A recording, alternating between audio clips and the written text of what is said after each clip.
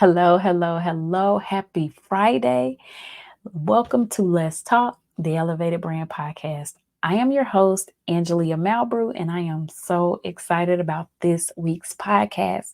So, before we hop into it, have you guys ever noticed the way people market to you? Like, I know this might be weird, but for me, since I started my business and I got serious about my business and my marketing and my branding, I wanted to pay attention to the way people are marketing to me. So, for instance, some of my subscriptions that I have, or some of my streaming services that I have, I opted to get the ads because I want to see how people are marketing to me. I want to see what resonates with me so that if there's something in there that makes sense to me, maybe it's something I can tweak about my business and make people attracted to my brand in the same way. So before we dig too deep into that, let's go ahead and give you the topic of this week's class. So, and yes, I called it a class because it is an entire class. It is called The Psychology Behind Effective Marketing Campaigns. We're going to talk about understanding consumer psychology to craft marketing campaigns that resonate and drive action. I know. I know. I hope you guys are excited about this week's podcast as much as I am because I feel like it's going to be really, really, really insightful. So stick around. I have a question for you. Did you know that colors in marketing can influence buying decisions? The psychology behind marketing and branding is extremely powerful. So, being able to break this down for you guys this week is giving my little heart joy. So, let's jump into it. Um First things first, when you made a decision to buy whatever last major, we're going to go with major purchases. We're not going to look at the little stuff. So the last major purchase you purchased, I mean, that you decided that you would invest your money in, whether that been a photography session or a house or a car or, your kids' education, like whatever that thing was, did you know the way they marketed the item or thing or service to you was one of the main things that influenced your buying decision? Because if you pay attention to the way people write certain things, say certain things, do certain things, provide certain things when they're doing business with you, all of that stuff is tied in together. But the colors are the first level of seeing if someone wants to do business with you or not. Because I personally have gone to different landing pages and different things that, and I'm telling you, once I open your eyes to this, you're going to look at everything different.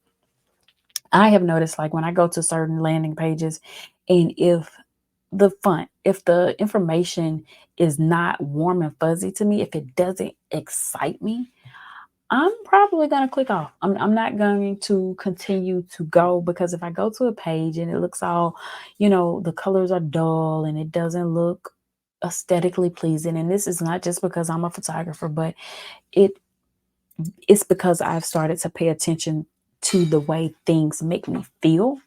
And so now, hindsight 2020, I look back at things that I have clicked off of or decided not to continue to watch on social media, whether that was a video, because I myself, I am not one that appreciates the tons and tons of filters on um, professional photos, and I don't like those uh, mood killing filters that they put on some of the videos, because it just makes you depressed. Gosh, I hate that.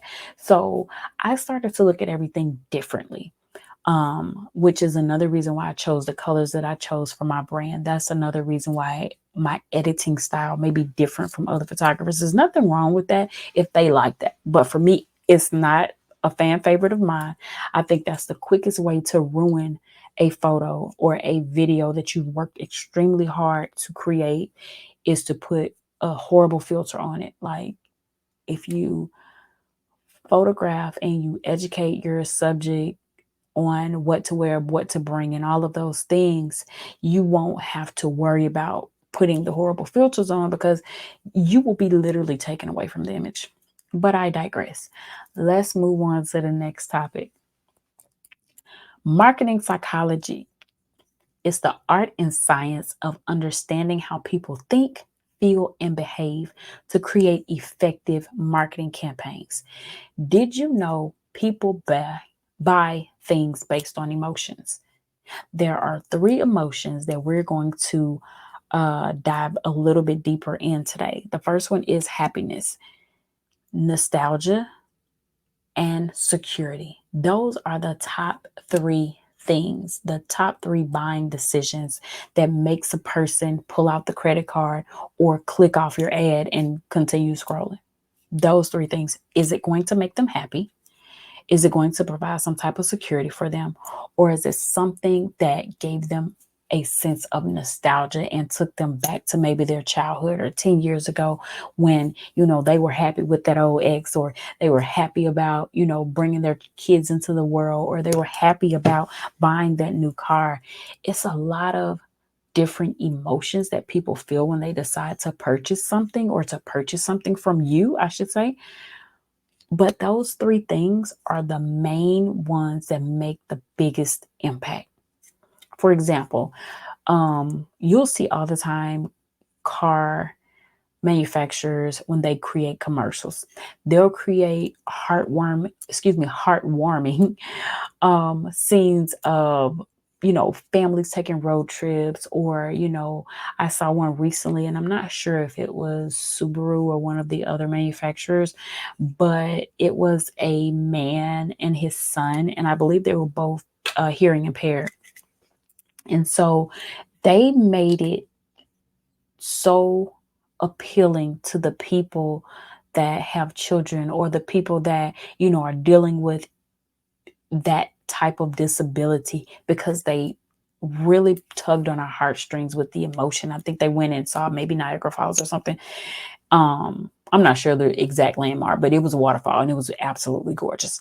I remember just getting a glimpse of it, and I'm just looking at this list different now because that was something that, one, it made those people that like the brand, it made them appreciate that, they're not overlooking this community of people that may have um, hearing loss or hearing issues or anything like that. It really made them feel included.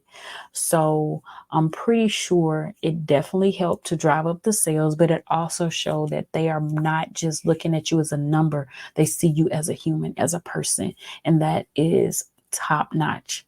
The next thing, security. When was the last time you purchased something that made you feel secure? Whether it was your vehicle, because some people buy vehicles because of the crash warning. Some people buy crash rating, I should say, not warning, but rating. Some people buy homes in certain areas because they feel more secure because they're behind a gate, in a gated community. Or when was the last time you purchased something online to protect you and your children, like some type of um, security for your devices, or security for your computers or hard drives, or anything, or things like that. Those things like that, like, we don't think of them as something that we would buy based on emotion, but we really do. And nostalgia, for instance, when was the last time you went? I don't know if you guys have them everywhere. I'm pretty sure there are in most areas, but if you have ever gone to Cracker Barrel, like, that is a place that gives me extreme childhood memories. So I like to think of that place as something that resonates or rehashes my childhood memories of, going with my cousins to the store, or, telling somebody, oh, bring me such and such from the store. And knowing that those things are not readily available in just any store. Now, you can't just go to the store and get certain candies and drinks and, snacks. Now you have to go to a specialty store if they even have it. But a lot of things that I have, that I remember from my childhood. I find them in Cracker Barrel. And no, this is not a paid endorsement from Cracker Barrel or Subaru. I'm just using them as examples in my podcast today. I'm not getting paid for this. This is not a paid endorsement. Just had to put that out there. And the next thing, let's talk about brain shortcuts. Did you know that our brains use cognitive biases to make quick decisions? Us marketers, we leverage these biases. And I'm going to break it down to you. Number one, scarcity. When was the last time you saw something that said limited time offer? We only have X number of products left. Go ahead and purchase. After this, we won't be restocking. Or social proof. People love to read reviews. They love to see how the next person felt about the product. For instance, I recently bought new microphones for my amazing podcast, and I hope you guys are able to hear the difference in my voice and the way I am able to be more clear. When I purchased this new microphone, and I'm gonna keep using it to see how much I like it. But when I purchased it, the first thing I did, I went to YouTube and I looked at the reviews and I watched videos to see what the other creators were saying about it, and if I had made a great decision to put that in my cart or if I should send it back. Because at the end of the day, we're not wasting money in this season. We are all about saving and doing the right thing with our money.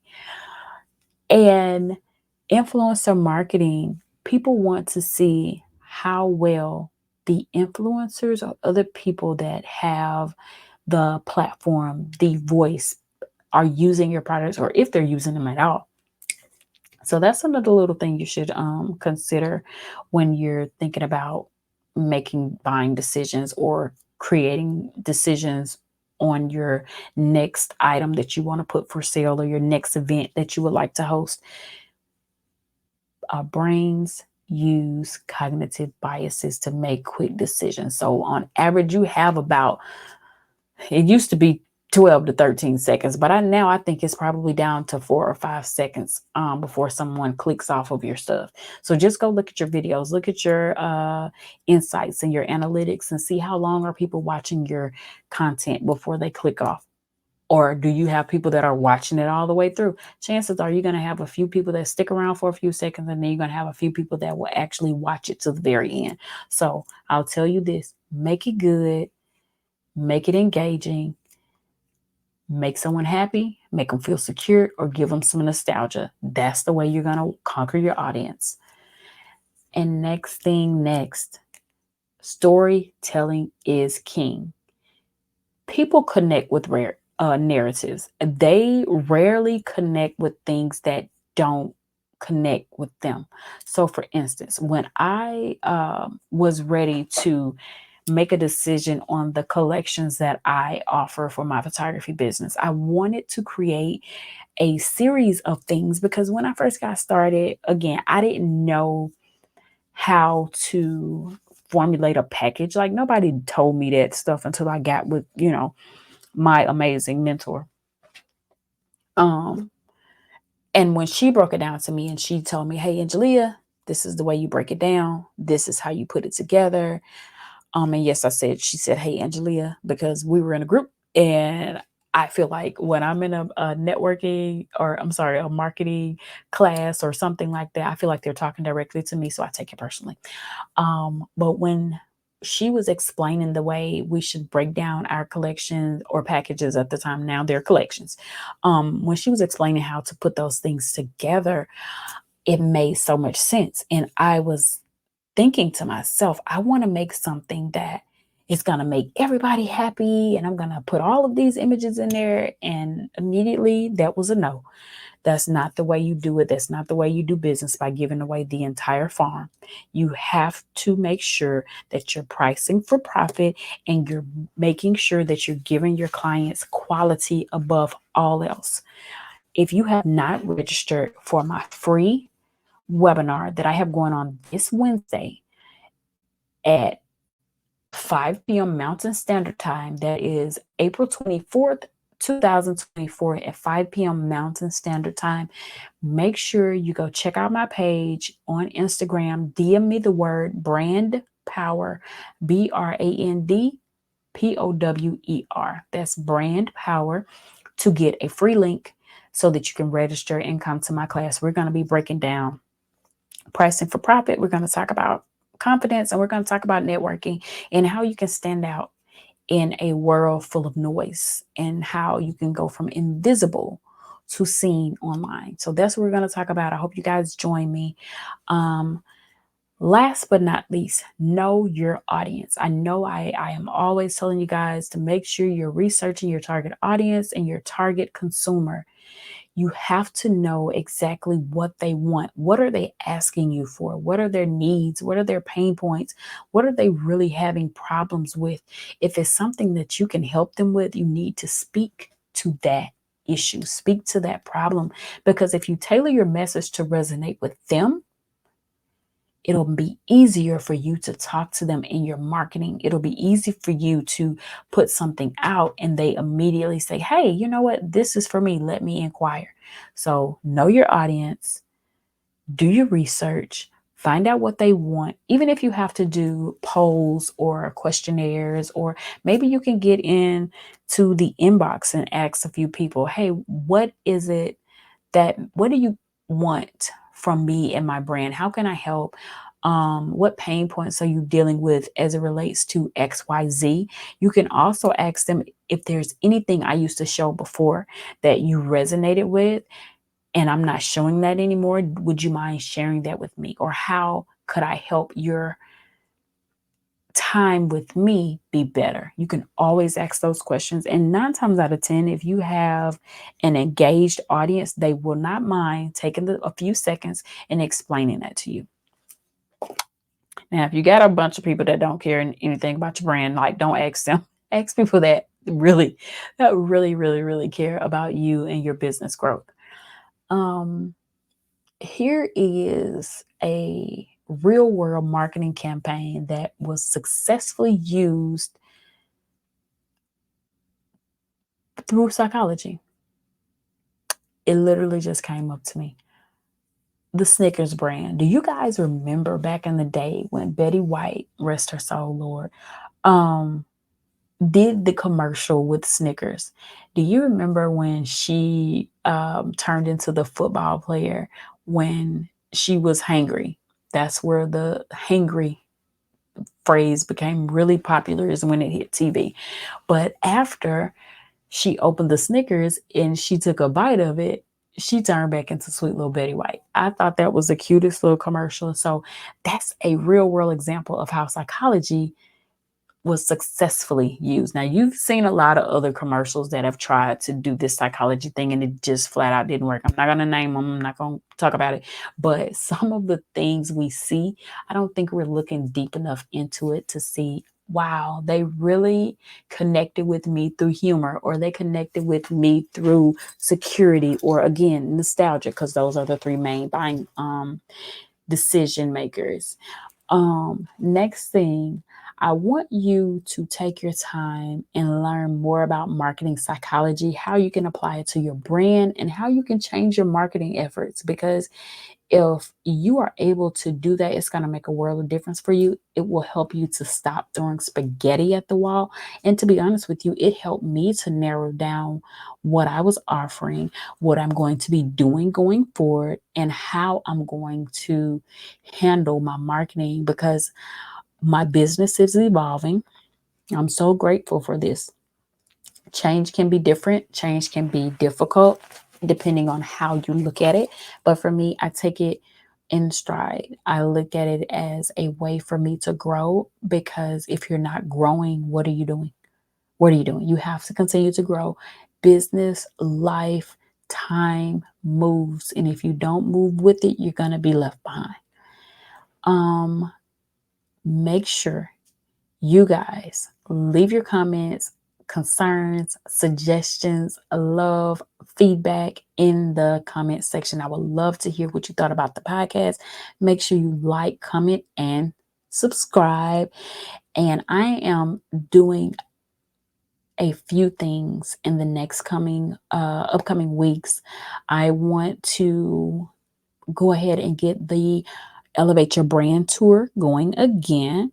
I will also be available for speaking engagements. So if you have an event and you need a dynamic speaker, I am your speaker. So make sure you contact me. I will be leaving my contact information below so that we can connect, and hopefully our paths align and we can make it happen. I will also be sharing a few new things in my upcoming webinars this week. So make sure you are sticking around and subscribed, and you are liking and following and sharing. We'd love, love, love to hear your feedback and your comments and concerns. I love you guys so very much. I will go ahead and end this live podcast right now by saying, I love you. May the Lord watch between me and thee while we're absent one from another. I hope you guys have a fantastic, fantastic afternoon.